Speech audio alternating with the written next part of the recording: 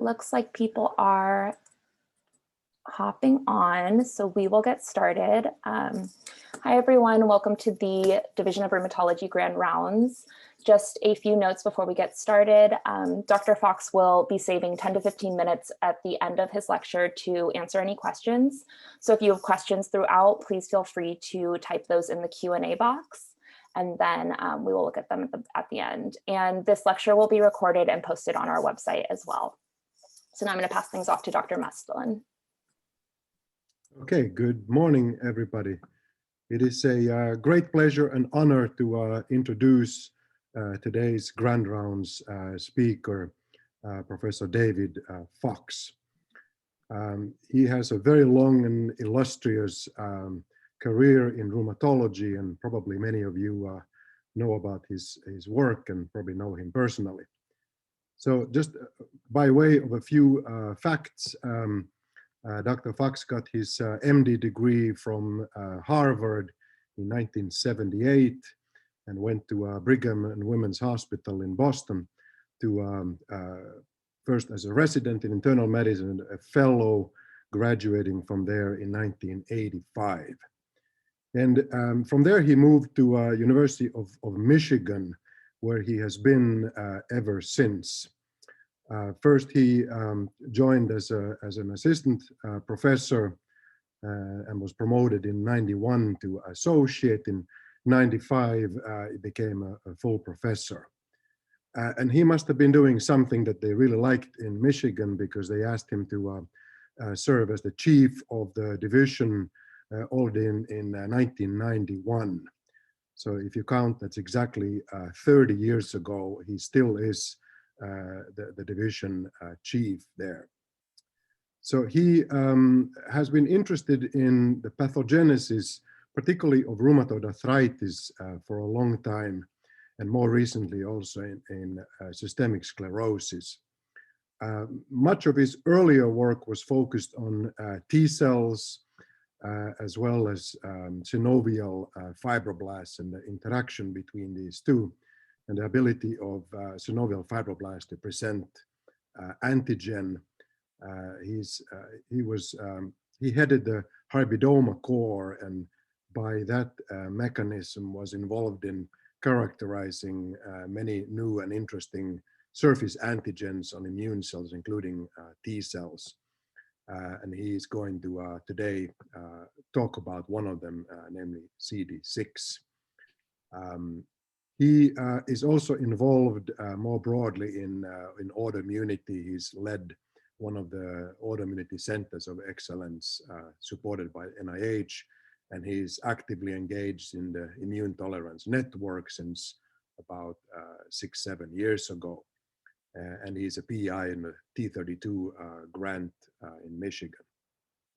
So I'm going to stop there and give him as much time as possible to tell us all about CD6, an interesting new target for treatment of autoimmunity.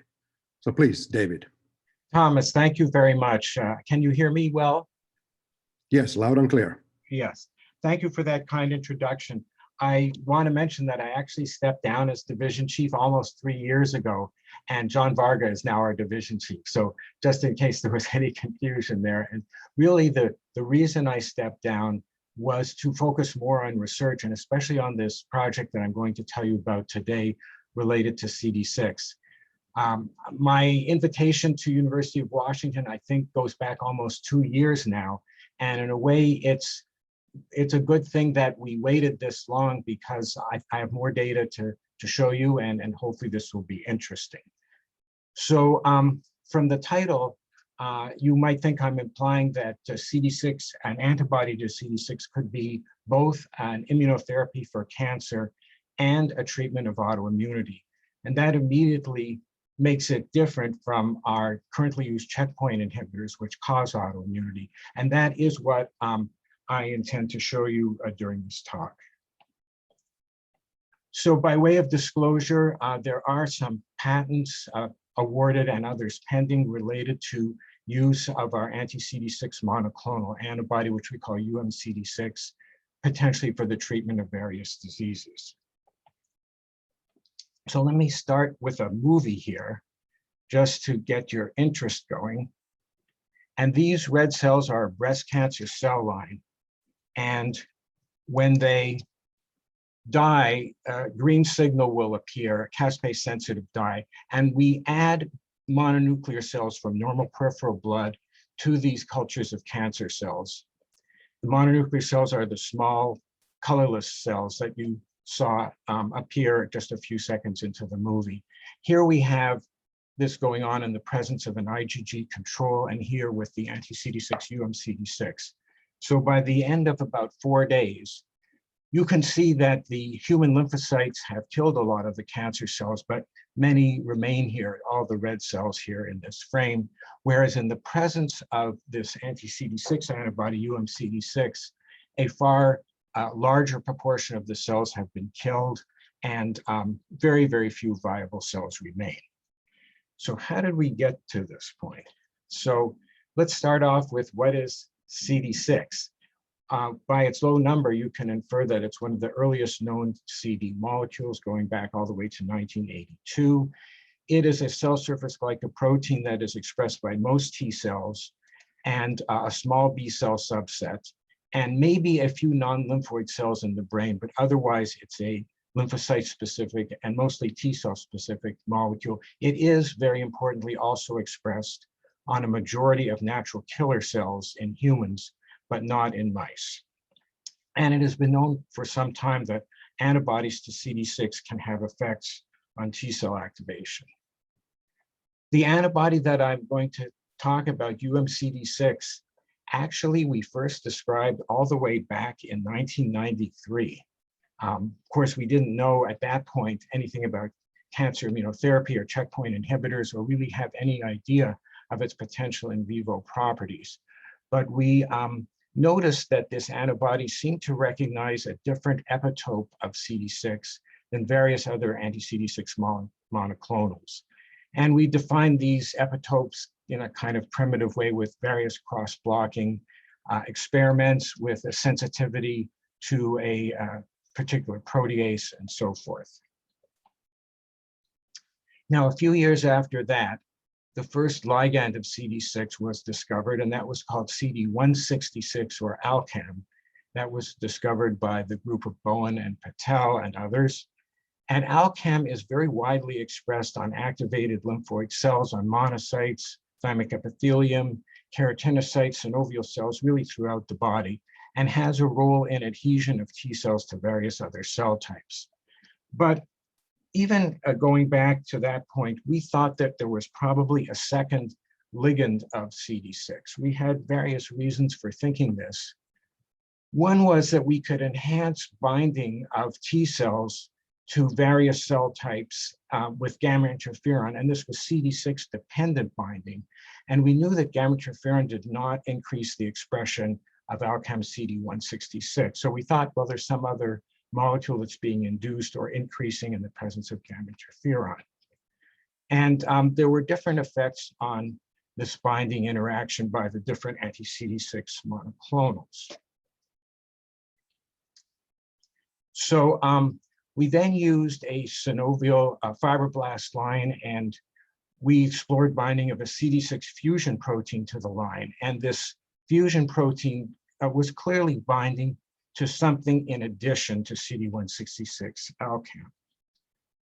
So this is some of this earlier data, which was published in 2000. And you can see with anti-ALCAM, you bring down this band here, but with the CD6 fusion protein, you bring down the ALCAM band, but something higher also, and occasionally something lower. These turn out to be related molecules. And here's another line in which it's fainter, but you see this other molecule brought down by the CD6 fusion protein.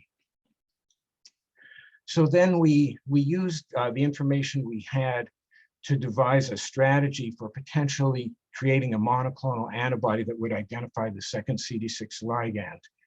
And we screened hybridomas on synovial fibroblasts, either treated or not with gamma interferon, and then went through to sort out things like anti-class 2 MHC and anti-ICAM. These are other molecules that go up with treatment of cells with gamma interferon. And we were left with one antibody, which we called 3A11, and we thought this was a candidate to recognize a novel CD6 ligand. So this 3A11 antibody you see here brings down something that corresponds to this other non-alcam band that the CD6 fusion protein brings down. Here's the CD166 alcam here. And then this is totally pre-cleared.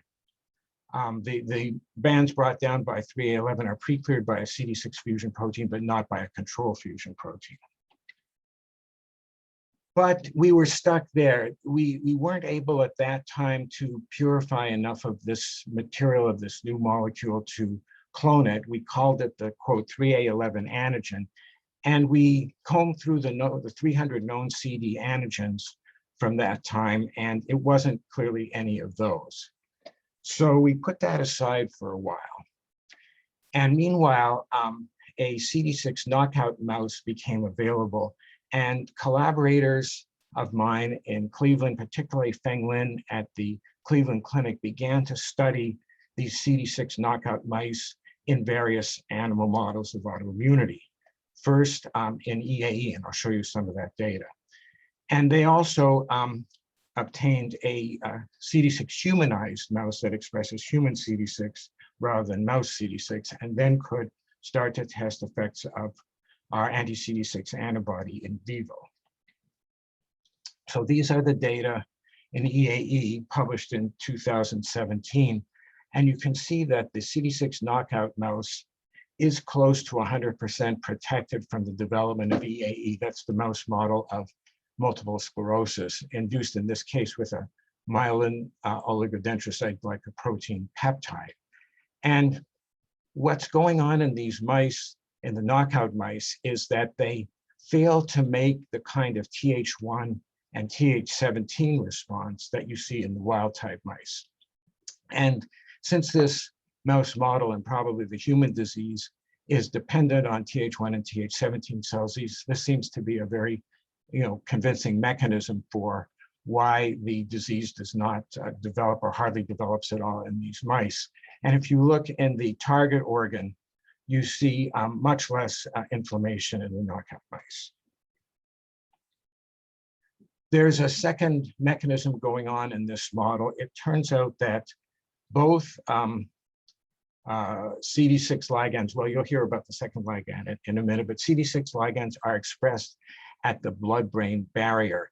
And this blood-brain barrier, you can create an in vitro artificial model of it. And the migration through the blood-brain barrier was reduced in the CD6 knockout mice. So more cells stay on the upper side than go through the lower side. So how about the CD6 humanized mouse? Well, these results were also very interesting. Here we induce EAE, and we let it get started a little bit, so that at day 7, the mice are starting to show signs of neurological compromise. And then here, they get a single injection of either control IgG or 0.4 milligrams per mouse of the CD6 antibody that we had made. And with this one injection, it's enough to turn it around, and the mice recover rather than go on to severe disability. And the effect on the T cell response is similar to what you see in the knockout, that the interferon gamma and IL-17 production are greatly reduced. And again, you see the far fewer inflammatory cells in the target organ, brain or spinal cord. So these were very striking results in EAE. And we, at this point, thought, well, let's see if our second putative CD6 ligand can be characterized here, and whether it is at all pertinent in this model. So at this point, technology was better, and with the assistance of our collaborators, we were able to identify the second CD6 ligand, the one that our 3A11 antibody reacted with, as a molecule called CD318. So remember, we had gone through CD1 through 300 and knew it wasn't any of those. And then when the next ones came along, we didn't immediately go back and check all of them. It turns out if we looked at CD318 and looked at its distribution of expression, we would have immediately realized that it was the second CD6 ligand and that our antibody could identify it. Here are immunoprecipitation and blotting experiments. Here's a Western blot where our antibody is blotting recombinant CD318 very nicely, actually better than a commercially available antibody. So the second ligand is CD318. Now, then we had a CD318 knockout available, and you can see in the EAE model that it is significantly protected compared to the wild type. Not quite as completely as in the CD6 knockout, but pretty well. And again, we see here a reduction in the interferon gamma response in the T cells from these immunized mice and in the IL-17 response, and decreased inflammatory cells in the target organ. Feng Lin then went on to do another T cell model, in this case, T cell mediated uveitis, and with similar beneficial effects on the disease pathology and reduction in gamma interferon and IL-17. We then went on and looked at collagen arthritis in CD6-humanized DBA mice. We also looked at the CD6 knockout mice. So here in these mice, we are treating with anti-CD6 monoclonal antibody, our UMCD6, 0.4 milligrams per mouse. In this case, we're giving it weekly. And by the time the arthritis is reaching its maximum, there's a clear significant protection in the mice who receive the anti-CD6 and fewer inflammatory cells in the synovium. This was published in A&R a year or so ago. Now, how about CD318 in arthritis? Well, we showed that CD318, this is the second ligand of CD6, is actually expressed quite strongly in human rheumatoid arthritis, not so in osteoarthritis or normal controls. It's expressed on the synovial fibroblasts in human RA.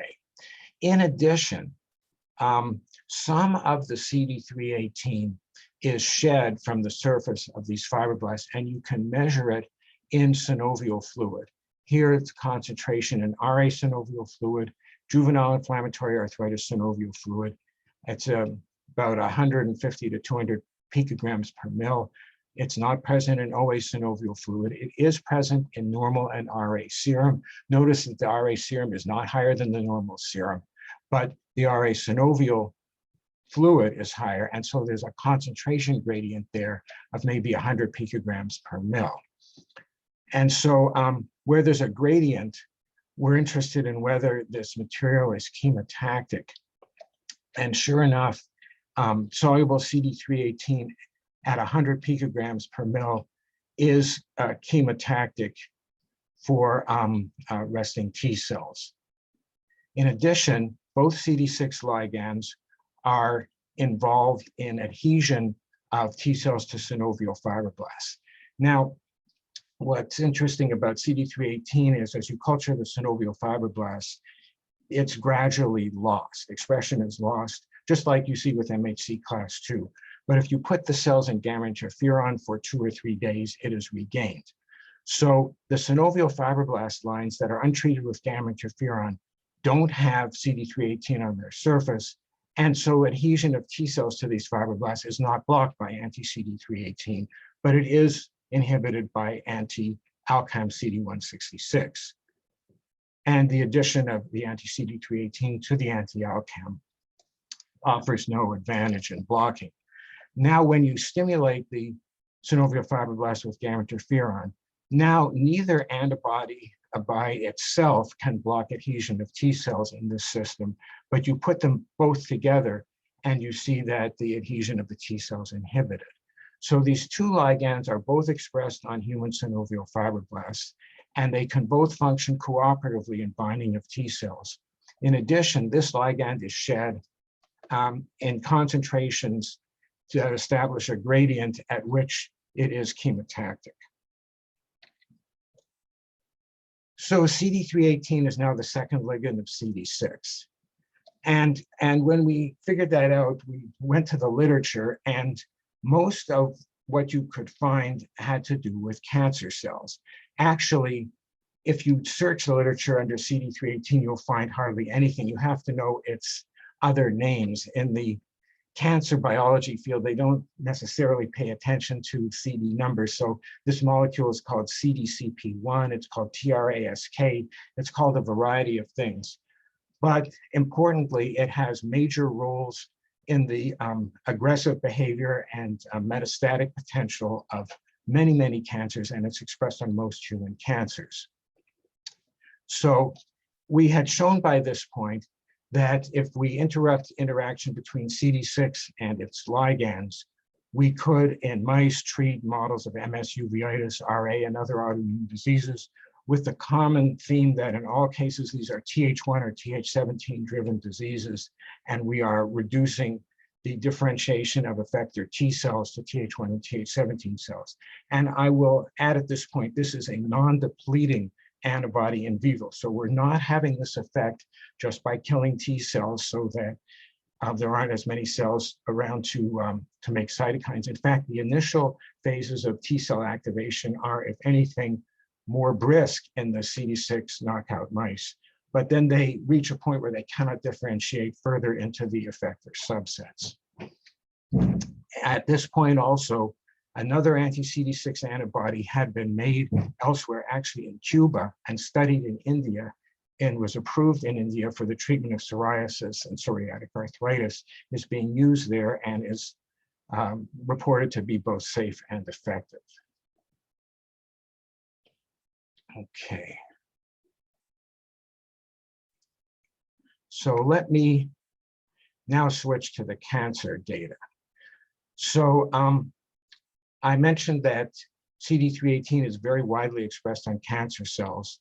It controls several signaling pathways in cancer cells. It participates in adhesion of cancer cells to various other cell types. And the more of this molecule you have, the worse the outcome of the cancer in many, many types of cancer. So here, for example, is expression of CD318 on a breast cancer line and expression of CD166 ALCAM. So both CD6 ligands are very strong on many of these lines. Here is a line that expresses ALCAM, but not CD318 or very little of it. This is the same data with immunoblotting, high expressor, low expressor. And where the expression is high, some of it is shed, just like from synovial fibroblasts. So this is soluble CD318, soluble CD6 ligand in the culture medium of a breast cancer cell line that is a high expressor on the cell surface, and the one that isn't doesn't shed any either. And here again is a chemotaxis assay, here with the up and the down parts of the curve that you expect to see with the chemoattractant. Here is the soluble CD318 concentration using recombinant CD318, and the chemotaxis again is maximum at 100 picograms per mil. You can see this compares favorably with our positive control here, which is TARC. It is not easy to make resting T cells migrate in a chemotaxis assay, but this structure can do it. So interesting now that tumors make it and shed it and may use it potentially as a chemoattractant for lymphocytes, or lymphocytes may use it as a way of accessing the tumor. The adhesion of T cells to these different cell lines is also greater in the CD6 ligand CD318 positive line than in the CD318 negative line. And it's not just breast cancer, this is a prostate cancer, lung cancers, melanomas, and so forth. So I showed you the movie at the beginning, showing that in the presence of anti-CD6, that lymphocytes could kill cancer cells more effectively. Let me show you some additional data along those lines now.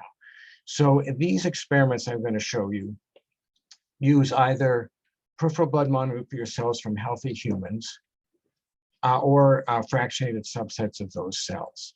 We do this assay in a multiplexed manner in a machine called an IntuSight, which gives the time-lapse photography of the different wells, as you saw, for example, in that movie, but it also plots the data very nicely. You can do many replicates, you get highly significant data. In these different graphs, you will see on the left, this is green signal. This is amount of cell death in the culture with co-culture of lymphocytes and cancer cells. And on the right is the red signal, which is the number of surviving cancer cells, or it's proportionate to that. So here, for instance, this is the control well without any lymphocytes added. There's very little killing of the cancer cells. What death you do see is due to probably overcrowding of the wells and exhaustion of nutrients. And with less killing, you also see greater survival. On the other end of the spectrum here, you see CD6, our anti-CD6 antibody, together with the lymphocytes, gives the most killing and the least survival. Now, bear in mind that CD6 is not expressed on any cancer cells except for T-cell lymphomas. So this is not the antibody acting directly on the cancer cells. It's activating the lymphocytes to kill the cancer cells. So a control for us would be something like an anti-von Willebrand's factor antibody of the same isotype. It doesn't react with any antigens in this particular co-culture. Anti-LFA1 here somewhat inhibits killing of the cancer cells by the human lymphocytes. So it's an antibody to another adhesion molecule, but here it's blocking rather than augmenting killing. Here you see this more clearly where in another experiment where we have fewer of the different lines shown. Here's the killing with the CD6 versus the control IgG or the anti-LFA1. And here's the survival of the cancer cells when they're encountering lymphocytes that have been stimulated with anti-CD6. Big difference in survival. And another experiment here. And in this case, again, these are the cancer cells without human lymphocytes at all. Killing is not until the end of the culture and survival. So how does this compare to what you might see with the antibodies that are currently used as checkpoint inhibitors? So here we have an experiment where you're looking at CD6, pembrolizumab, nivolumab, anti-VWF as our IgG control, and control here with no lymphocytes or antibodies added, just the cancer cells. So in every case, the anti-CD6 does the best job at getting the lymphocytes to kill. Sometimes you can get a difference between these checkpoint inhibitors and the control IgG, and sometimes you don't see very much difference. So you can look at this in the killing or survival of the cancer cells. The anti-CD6 is way better than the others. They're used at exactly the same concentrations, 10 micrograms per mil. And with this multiplexed automated imaged system, you get tremendous p-values like 10 to the minus 9th and so forth, 10 to the minus 14th.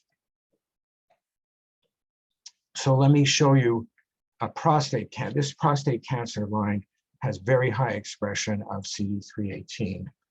And here we have 3 panels to the movie. The first was anti-CD6, or with control IgG, or with no lymphocytes added at all. So the lymphocytes are in here, except here there are none. And you're going to see this movie progress over several days. It's a little slower, so let me advance it nearer the end.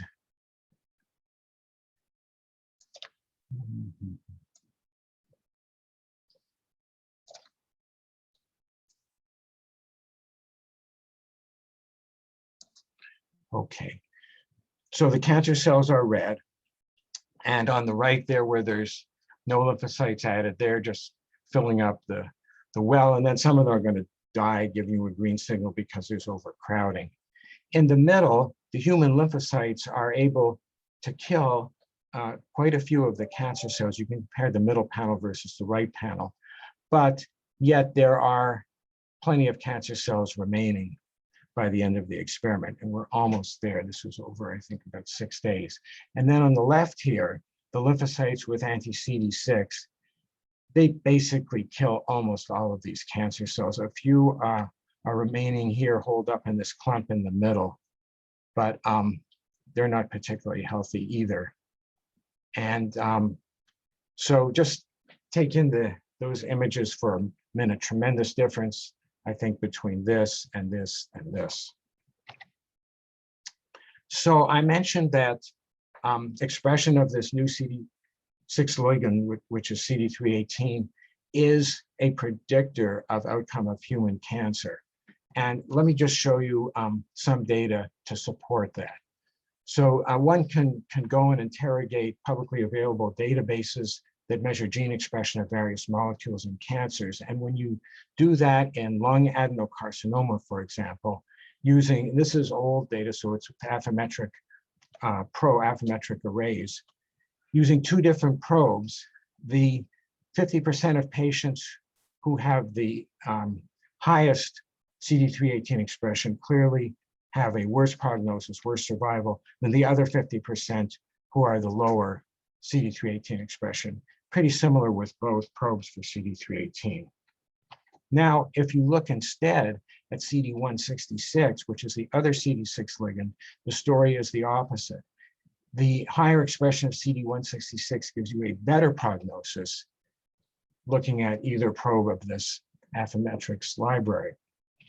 So this opposite behavior in the with regard to the degree of expression of the CD6 ligands really suggests that what goes on at the level of recognition of the ligands of CD6 by CD6 as the lymphocytes interact with the cancer cells, that's very important in the outcome of what's going to happen as those cells interact.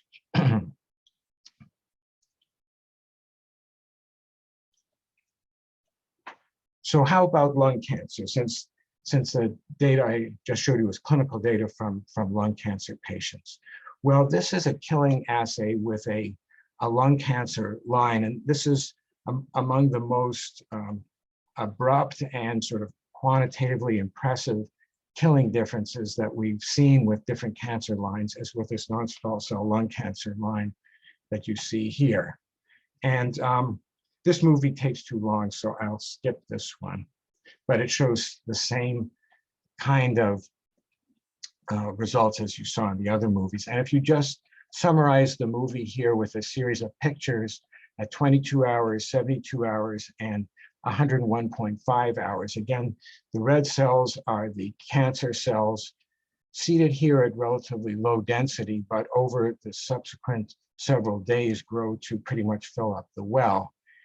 And then you can include some nivolumab or some pembrolizumab, and you see you get some killing of the cancer cells. Of course, this is with the human mononuclear cells present, but it's modest. But if you include the same number of mononuclear cells, but in this case, the anti-CD6, again here, as we saw previously with breast and with prostate cancer, most of the cancer cells are killed over a several-day period when this antibody and the lymphocytes are both in the culture. And you can see it here with this burst of killing with the anti-CD6, p-value 10 to the minus 13th versus the control.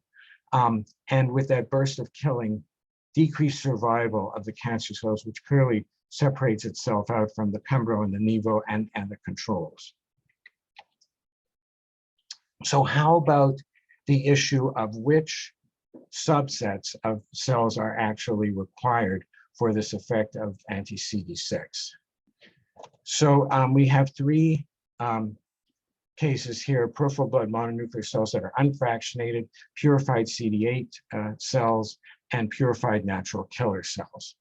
And you can see with the PBMCs, again, UMCD6 performs more noticeably in the killing assay compared to the controls, which here include Pembro, Nivo, anti-VWF, or a culture with no lymphocytes or antibodies. We see an advantage when we're looking at purified CD8 cells, but we see the greatest difference when we look at purified human natural killer cells. Now, natural killer cells don't express very much PD-1, and to the extent that it can be amplified during a cancer killing process by mononuclear cells is not clear. So it's hardly a fair comparison because the NK cells have very little PD-1 on them, and 60% of human NK cells, but 0% of mouse NK cells express CD6. But you can see that it's very effective, the CD6 with purified NK cells. So unlike the other checkpoint inhibitors, where you probably need those antibodies acting on CD4 lymphocytes to kind of wake up the lymphocytes, and then secondarily engage the killer cells in actually attacking the tumor. The anti-CD6 can work directly on the NK cells and on CD8 T cells without any CD4 T cells being present.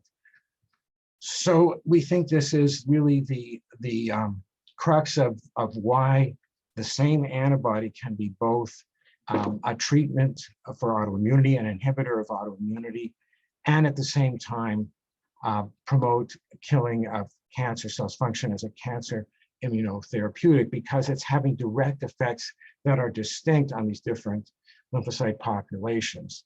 The CD4 effects on the CD4 cells, restricting the ability to differentiate into Th1s and Th17s, being critical for the prevention or treatment of autoimmunity, and the direct effects on the CD8 cells and NK cells being responsible for the killing of the cancer cells. So here you see this data again.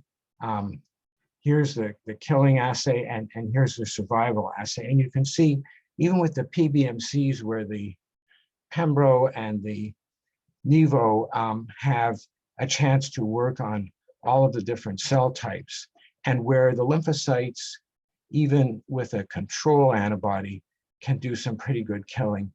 Only in the case of the CD6 is the survival of this cancer cell line just about down to 0 here. And you can see very good effect with purified NK cells as well. Now, I mentioned that this is a non-depleting antibody. And the reason that it's non-depleting is because it induces the very rapid internalization of CD6. So CD6 binds to the surface of CD6 positive lymphocytes, and the CD6 really within minutes starts to disappear from the cell surface, and pretty soon is all inside the cell. So this is fluorescence on the surface over time, and here's a control with an anti-CD45. So this is a long-lasting internalization. By about a week, the surface CD6 will recover in cells that have been exposed to CD6. So it just doesn't have a chance to engage any of the depletion mechanisms, and it's a non-depleting, internalizing, or what used to be called modulating antibody. So how about in vivo? So basically, we so far, with limited experiments so far until more funding comes along, in vivo get the same kind of results that we get in vitro. So this is an experiment in which breast cancer cells were implanted into mice, and after 3 weeks, we took the mice and divided them into 3 groups so that the average size of the tumor would be about the same in each group. And one small group of 3 mice got no further treatment. A group of 5 mice received 10 million human mononuclear cells intravenously. And then the next day were injected with control IgG. And then this group of 5 mice received a small infusion of human mononuclear cells, and the next day were injected with 0.4 milligrams per mouse of CD6 or anti-CD6 antibody. And then using this imaging system where you can image the tumors externally, the tumors have a luminescent signal incorporated into them. You can see that in this group, the tumors increase. In this group, they stay about the same and then they increase. And in the CD6 treated animals, the tumors are going away and are almost undetectable, except for one that started with the biggest one, but even that one got a lot smaller by day 7. So a single injection of antibody. So this is the tumor volume here. And even with these small groups of mice, the results are statistically significant. So just to show you a little bit more, this is, let's see, day 0 here.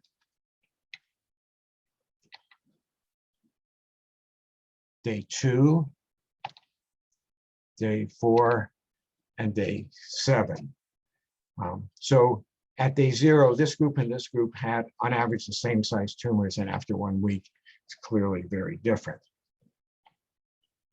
And so we can take out the tumors and image them. You can see in the CD6 treated mouse, the tumors are not only smaller, but they're sort of hollowed out, so there's much less packing of the tumor cells. And that's illustrated here graphically.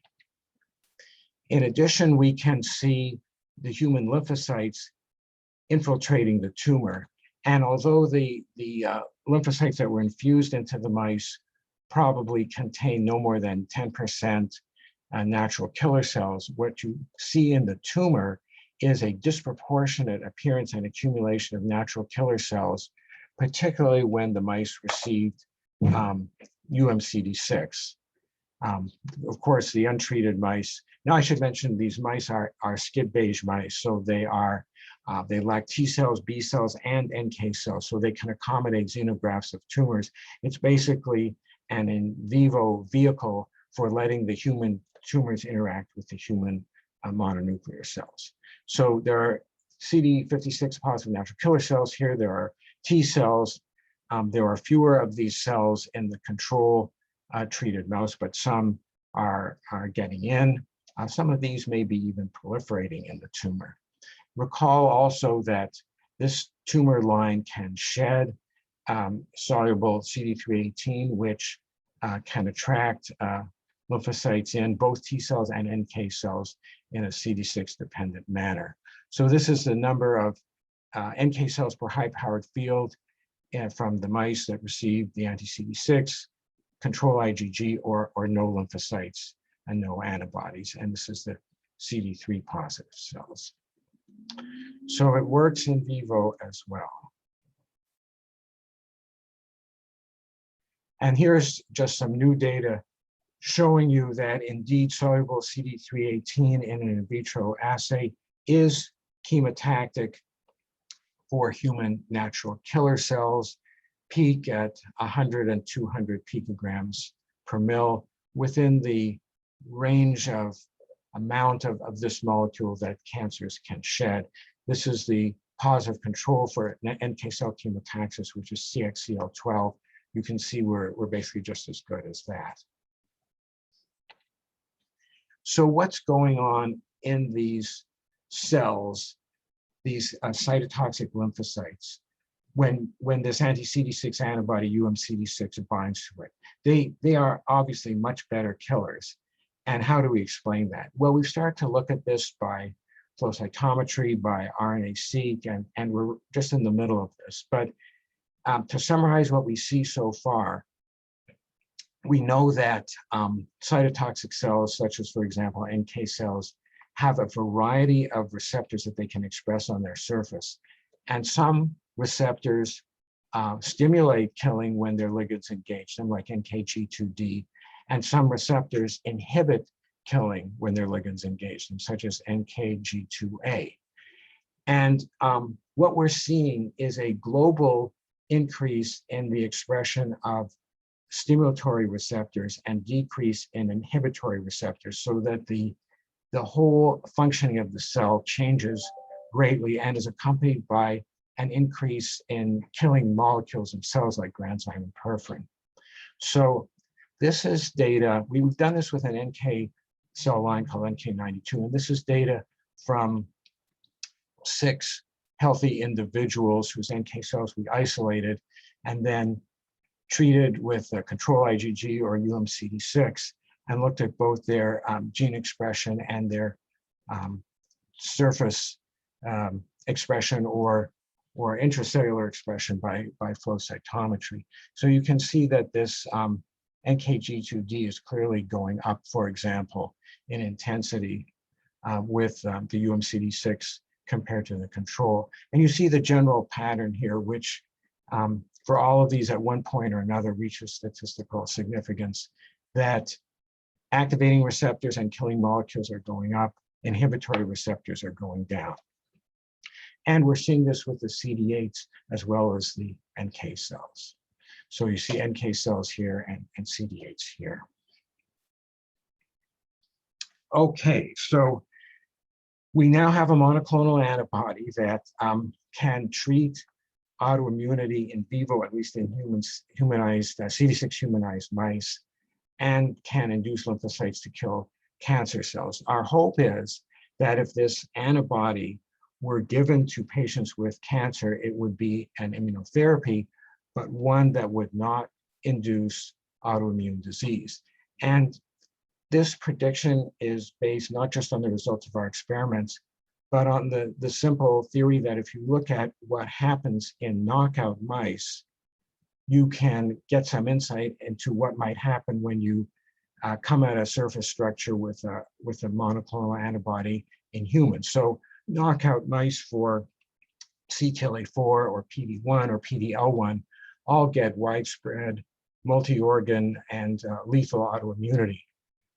Mice that are knocked out for CD6 or for its new ligand CD318 are healthy, they breed normally, they get no spontaneous autoimmune diseases, and any disease that is Th1 or Th17 dependent, we can treat with strategies directed against CD6 or CD6 ligands. So let me thank my collaborators, particularly for this recent cancer work, which was just published, the 2 co-first authors, Jeff Ruth and Mikel Greyer-Rubio, and also my close collaborator, Feng Lin at Cleveland Clinic, who played the leading role in identifying CD318 as a second CD6 ligand and in much of the autoimmunity data that I showed you. So let me stop there. I think I've left about 10 minutes, and I'd be very happy to answer any questions and consider any comments. Thank you. Thank you, David, very much for a really interesting talk. I think the way that pembrolizumab and nivolumab work is fundamentally different in that they really only augment the activity in a tumor of antigen-specific cells, which in your system may not be particularly abundant. So the notion of bringing in the NK cells to do the killing is kind of a unique angle, I think. And people have tried, excuse me, to use NK cells before. I think what's perhaps special about our approach is that many different receptors are regulated in the correct manner by this antibody. So you don't have to depend it all on one, inhibitory receptor going down or one activating receptor being increased. There are global changes in gene expression. Yeah, I'm also reminded that Louis Lanier, for example, says that NK cells play an important role in prevention of autoimmunity. They are specifically interested in killing off chronically activated antigen-specific or auto-antigen-specific T cells. So this kind of fits the picture in a interesting way, I think. Yes, and auto-inflammatory diseases of humans, like Still's disease, macrophage activation syndrome, HLH, some of the other autoinflammatory diseases have in common defective numbers or function of NK cells. So we haven't done any experiments to look at CD6 and autoinflammatory diseases, but it would make sense it could be helpful in that kind of situation. Now, in India, there are semi-anecdotal reports of use of their anti-CD6 antibody, which is approved there for psoriasis, of use in COVID to control the hyperinflammation in patients who have those complications of COVID, and they claim great reduction in mortality. But I'm not sure the studies are solid enough yet that we can draw much conclusion from that. But it's interesting that they're trying it, this other anti-CD6, which I should add, it's a low affinity anti-CD6 antibody. It would look like it shouldn't work as well, but it still works well enough to be clearly effective for psoriasis and psoriatic arthritis in their patients, and maybe is doing something in COVID as well. So although they had no data about NK cells, this cancer data just came out a couple months ago. We published this, and some of this NK data is newer since then. But if you activate NK cells, you might also be able to kill viruses more effectively, as well as suppress both autoinflammatory and autoimmune conditions. So combination of effects could be beneficial in some patients whose COVID-19 syndrome becomes a hyperinflammatory, autoinflammatory, even autoimmune condition. So before I read, we have 4 questions that have come in, but before I read them, I do have one more question. As an old signaling guy, I'm curious to, if you could tell me a little bit about how CD6 versus CD166 and CD318, how they signal. Because I think that probably holds part of the explanation. Yeah, it's very important, and it's probably very complicated. I think the best paper on signaling through CD6 just came out in Journal of Experimental Medicine from a group in France, and they paint a picture of a very complex combination of both positive and negative signaling to T cells. They're not talking about NK cells now, but to T cells. When CD6 is triggered. It's been known for more than 20 years that you can see some participation of CD6 in TCR, CD3 signaling, and in fact, CD6 localizes to the supramolecular complex when T cells respond to antigen. So it can participate in that. It seems to be involved in thymic selection, again, with CD3, the expression of CD6 and CD3 in the thymus increase through the stages of thymic development in parallel fashion. How exactly the different ligands trigger portions of the CD6 signaling program is not well worked out.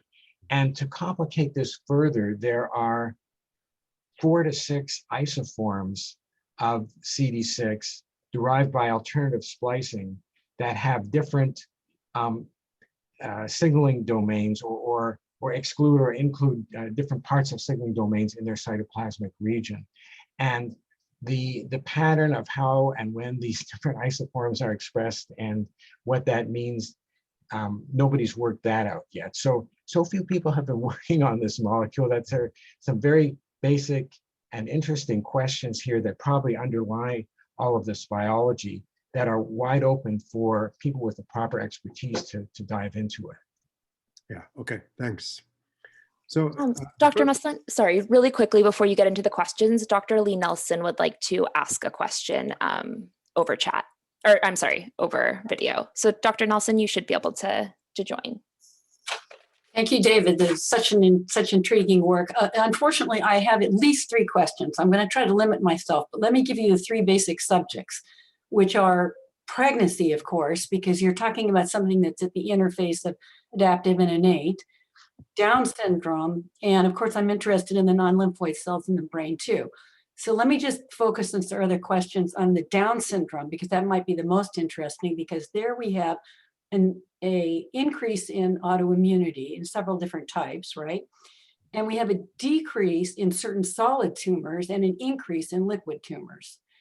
So would you like to say something about that? But if you could throw in something about decidual NK cells, whether they've been studied in humans for CD6 expression, I'm terribly curious about that too, because they have a different phenotype, of course. Yeah, the subset of human NK cells that is CD6 positive is the subset that is more primed to kill various targets. And there are other surface marker differences that characterize this subset. It just hadn't been studied much from the CD6 perspective. I don't know the phenotype of the decidual cells. I would say if they're strong killers, they're probably CD6 positive, and if not, they probably have some other functions. The Downs syndrome, I'd have to think more and look in the literature to try to make a connection between this and what's going on in the patients with Downs who probably got so many different pathways that are altered. I'm not aware that any of the molecules that we're talking about are on chromosome 21. So sorry, Lee, I don't have any. Right. Well, I just planting the interest there because it's so intriguing that there's an increase in liquid tumors and a decrease in solid tumors, and that we have autoimmunity. You know, in that it's not so much a gene on the same chromosome, the Down syndrome, but you know what those pathways, what we might learn from studying those pathways. That's all. I don't want to take up all the time because I know Thomas said there's more questions. Thanks, Lee.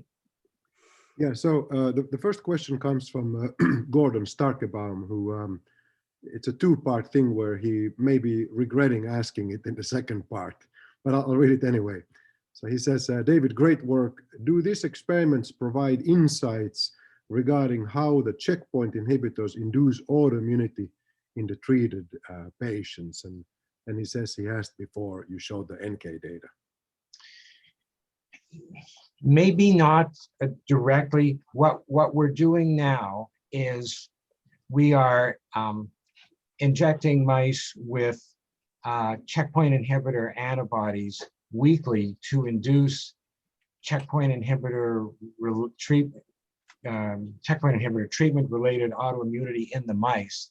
And then we're going to see if we can block it with either anti-mouse CD6 or in the humanized CD6-humanized mice, our CD6 antibody, or in the knockout mice. So we're trying to set up model system in mice to demonstrate or test whether the speculation that I'm advancing that we could possibly prevent autoimmunity if this were included as a checkpoint inhibitor.